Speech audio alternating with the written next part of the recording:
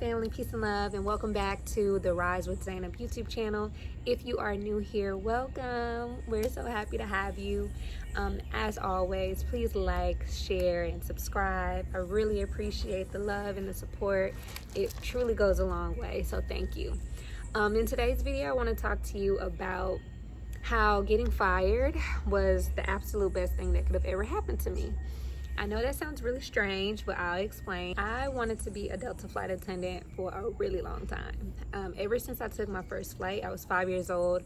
I flew to Germany with my grandparents, and I just had the most amazing experience on a Delta flight. And I loved the energy. I loved how beautiful everybody was. And oh my goodness, it's just a flight I'll never forget. And on that flight, I made a declaration to myself that I was gonna become a Delta flight attendant. And years later, I became a Delta flight attendant. When I got into the industry of aviation, I did work for PSA Airlines, which is a small carrier for American, but the goal was always Delta. And I finally got hired with Delta. It was the best day ever. When I think about training and I think about getting my offer, I still get chill bumps. Like, I still love me some Delta so much. And you know, I'm just grateful for that experience. I did get fired. I got fired for something that was completely out of my control. And it's something that was really traumatic for me, and it caused a lot of anxiety. It caused a lot of stress.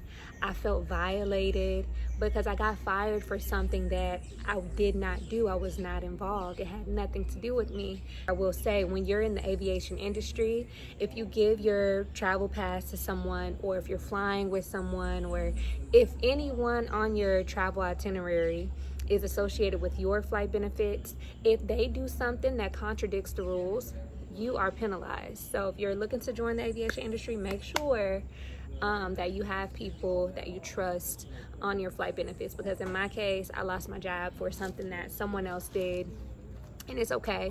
But anyway, it's really the best thing that could have happened to me. I did just mention that it caused a lot of stress and anxiety for me because it was my dream job, and I was just really sad, and I stayed in bed for a really long time.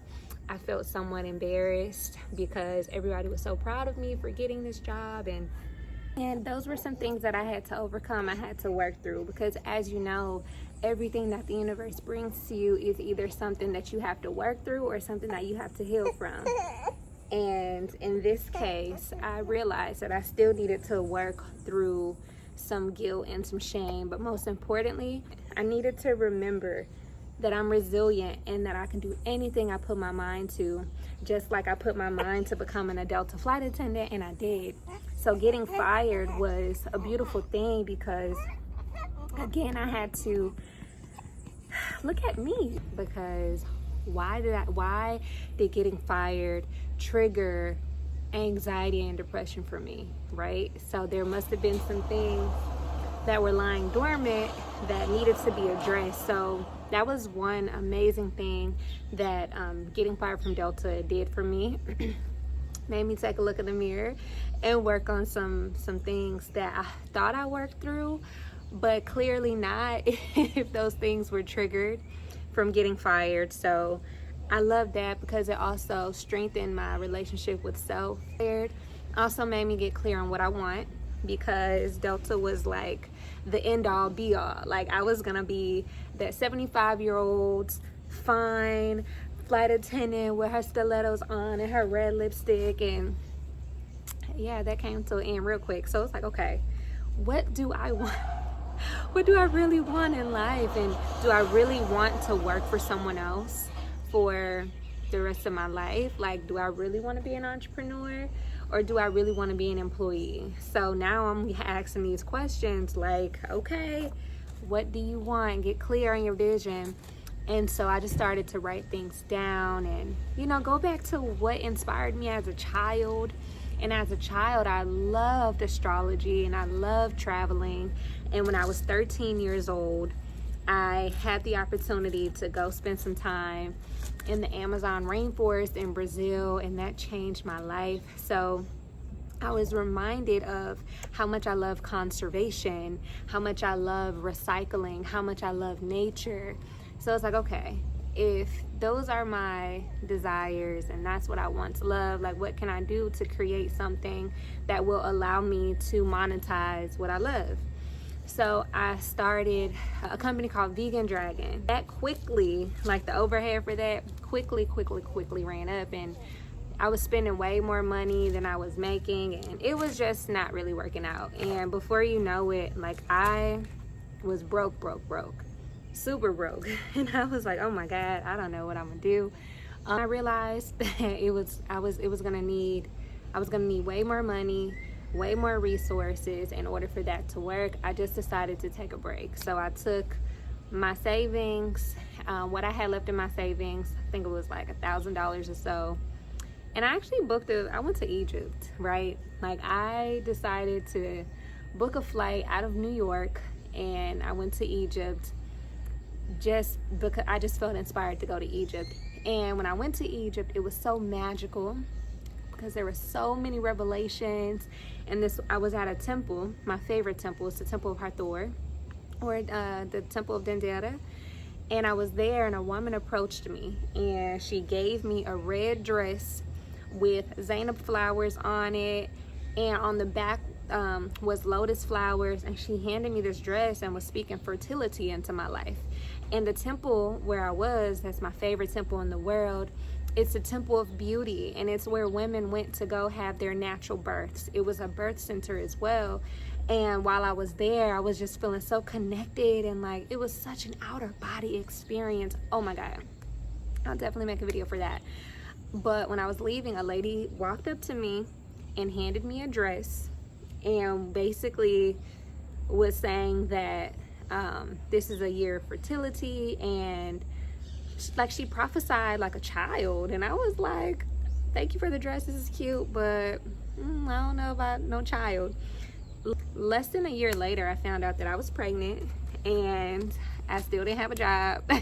I still was trying to figure things out, but I was focusing on me, right? Like I wasn't just unemployed, like I was doing some real deep self work, some real deep inner work and mirror work, and just doing all the things to strengthen that relationship with myself, to strengthen the relationship with my womb, to get clear on me. And it was such a pivotal time for me because I had never dedicated such an extended amount of time to just really being quiet and really just listening, right? And I was completely raw vegan at the time. So that alone, it was like my body was detoxing, and it was just great. It was a great time. And so then I found out that I was pregnant. Funny story, a guy that I dated years ago was in town, and he was like, oh, I really would like to hang out with you. And I'm like, okay, we can hang out. And so we went to the movies, and one thing led to another after the movie. And yeah, I found out that I was pregnant, and it wasn't planned, and we used protection. We found out we were pregnant. He was like, nah, player, like ain't no way you pregnant because we use protection. And I'm like, no sir, like I'm 300 million% sure that I'm pregnant, and I am quadrillion, if that's even a number, like positive that this is your baby, because I wasn't with nobody. And he was like, well, if you decide to have this baby, that's on you. And I was like, what do you mean that's on me? He was like, yeah, like you're not really giving me a choice. This isn't something that I want. My oldest child is XXX, and like this just ain't what I want. And I was okay, thinking that he would change, right? Thinking that that was just how he felt in that moment. But no, we didn't hear back from him. And I was like, all right, so now I'm unemployed, I'm pregnant, and my baby's father is letting me know out the gate that he don't want nothing to do with it. So I needed to figure some shit out, y'all. Like really need to figure out my life. And so that's when I started to get even more clear on what it is that I wanted. But I knew I needed to make an income somehow. So I started to waitress just at this place in Buckhead Shops, making okay money, but Yeah, I was tired. I was early in my pregnancy, and I'm working double shifts so I can make double the money, and my feet were hurting, and like it was just too much. And I had to drive. Where was I living at the time? Well, downtown Atlanta. So I didn't have that long of a drive, but it was just going there at 11 o'clock in the afternoon, getting off at midnight, going back. Like, it was too much for me. And I was thinking to myself, when my baby comes, is this the life I'm supposed to continue to live? Like, when she's here, am I really supposed to go work for 12 hours a day to pay bills? Nah. And so I sat down and had a talk with God, and I was like, look, I don't know how. Like, I was real aggressive. I was like, I don't know what needs to shake, what's gonna happen, what I need to do, but this ain't the life I want for me. It's not the life I want for my baby. So what's up? I decided to get my credit together, and got my credit all the way together by myself because I didn't have the funds to pay someone money. I never thought about using my lived experience to actually like make money. So I got my credit together, still waitressing at the place in Buckhead, and sharing how I was able to, you know, get some things removed off my credit report, get approved for a credit card and stuff like that. And my aunt and my mom, they were like, you can pay, you can charge for this. This is a service. And I was like, no, like freedom. Everybody needs to be free. And one day I just got the bright idea to like, yeah, let me put this in a book and let me put a price on it. Maybe people pay $50 for it. And I did that one thing, and y'all, things just took off. So at that time, I was just selling this PDF ebook for $50. I didn't have an online platform. I definitely didn't have social media. Like, I didn't have anything but my friends and family and Facebook. Man, everybody wanted that book. So now I'm like, oh my God, I need a system. Like, I can't keep emailing and accepting Cash App and then emailing the PDF. I need to have some type of a system. So from there, I developed a system. In November 2021, I officially created a Stripe account, which is an online payment platform. And I made myself a little more professional. And I just basically monetized my experience. And in 7 months, that ebook did $100,000 in 7 months. And I'm like speechless. So from the money I was generating, I started to make investments in existing businesses. I started to make investments in an investment coach to help me like make sure that my money is making money. Started to invest in income generating activities, and started to learn more about trust and more information about banking and all those things to set my baby up for success. And I never looked back. I never, ever looked back. And then I made a decision to actually move abroad. So now I have the income. I already knew what I wanted in terms of financial freedom and time freedom, because I wanted to be present with my baby. And now it's like, okay, how do I want to raise my child? What does that look like? So then I got really crystal clear on like what that looks like, raising my child. And I decided to raise my baby in Costa Rica. Why? Because one, my grandmother always was trying to get us to go to Costa Rica, and we were like, no, like we want to stay in the States. We just were not on her frequency. And two, I was having so many dreams about Costa Rica when I was pregnant with Phoenix. And then three, I wanted to be in an environment that is going to stimulate my mind, my baby's mind, our bodies, our souls. I want to live near a body of water.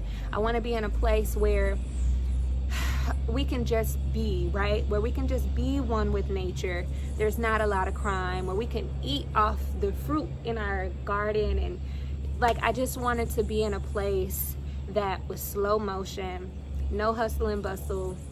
So I decided to relocate when my baby was just 3 months to Costa Rica, and we found our place. We found all of our accommodations by utilizing a Facebook group, and the Facebook group provided me with all the tools and resources that I needed. And once I arrived in Costa Rica, connecting with the locals is what took things to the next level for me. Like, we got here and connected with the locals. They were like, oh yeah, like shop at this grocery store. This is where you can buy land for this amount of money. And like, the land that some locals offered me 2 years ago was 30K. and the same amount of land in the same area being sold by someone else was $90K. So huge difference there. That's the beauty of knowing the locals. And some people here that will inflate the price, and if they know that you're American, they automatically think dollars and you got money and stuff like that. So anyway, connecting with the locals for me was like a game changer. We relocated to Costa Rica August 2022 and still never looked back. And then some of you already know this, but after we relocated, we were here for like 9 months or so, and then a opportunity to expand my family, to blend a family, to really pursue a love, romance, a relationship presented itself. And so we left Costa Rica to, you know, pursue that. I ended up getting married to what I thought was going to be my lifetime partner, but things just ended up not being, it just didn't work out. It didn't work out. I found out that I was pregnant, and again, and things just weren't working out in my marriage at all. I was extremely stressed, to say the least. And I won't share too much, but it was just it just wasn't a good situation for me at all. And so I just decided, you know what, I gotta just do what's best for me. And it was scary as hell because I'm pregnant and I have a toddler, and it was really scary. But I'd rather do something that feels scary than do something that makes me feel like I want to commit suicide. I left, and we're back in Costa Rica now. We're in our home. Gave birth in the jungle in 2 hours. It was just the most euphoric, amazing experience ever, and I'm still on cloud 9 about it. But we're back in Costa Rica now, and things are just wonderful. The message that I wanted to share with you today is things in our life that make us feel like it's the end of the world. It's not. A lot of times it's a blessing in disguise, and I know that's a cliche, but there's a lot of truth in cliches. So a lot of things that are sent to maybe hurt us or break us down are really meant to bring us up and to motivate us to really tap into our higher self and to motivate us into the next level, right? Like to get us to where we're meant to be, to where we're supposed to be going. And so when it comes to starting a business, when it comes to leaving your 9 to 5, when it comes to, you know, creating a life that feels good for you and something that aligns with your highest and best self, when it comes to those things, yeah, it can be scary. It can be scary. There's a lot of fear in the unknown. So what if you never pursue that goal? Then what? And what if you do? What if you do pursue that goal? Then what? And so what I know about life, it's always working out. Like everything is always working out in your favor. So whatever you decide to pursue, it's going to work out for you. But I just cannot imagine, sorry guys, it's like so many bugs crawling on me, and anyway. So I really want to encourage you not to minimize how you feel, not to minimize your goals, your dreams, your aspirations, because where you are right now and where you dream of being is way closer than you think. Like it's like this far apart. It's not some astronomical distance away. It's not no, where you are right now and where you dream of being is this close. The thing that's in the middle is you not getting started. That one thing that is preventing you from being in one alignment with your dreams is you not getting up and doing the thing. It costs nothing to show up on social media. It costs nothing to text everybody in your contact list, hey, I just developed this new business. Can you please like and share my page? It costs nothing for you to create a Stripe account or a PayPal account to accept payments. Like, it doesn't cost anything for you to start a business. You just have to get going. Just get up and do the thing. And there's so many excuses. Well, I'm not that familiar with social media. I'm not, okay, YouTube. You have to start somewhere. So stop delaying the start and just start. Start ugly, start whatever, start where you are right now. That's it. And if you want some additional support and guidance, we have a beautiful workshop that will demonstrate exactly how to create 7 streams of online income. And I mean demonstrate. So after the workshop, is no way in the world why you should say you don't know how. because we showing you how, all the way down to type a password into the login space. Like, we're showing you everything because I want you to have financial freedom, time freedom. I want you to be able to live life on your own terms because you deserve that.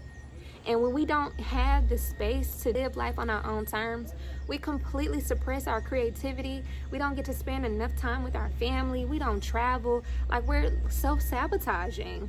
When you cannot truly be yourself because you have to compromise your time and money to go build somebody else's dream, opposed to you getting started right here, right now. The message to you today is you are resilient. You have everything it takes to build a business.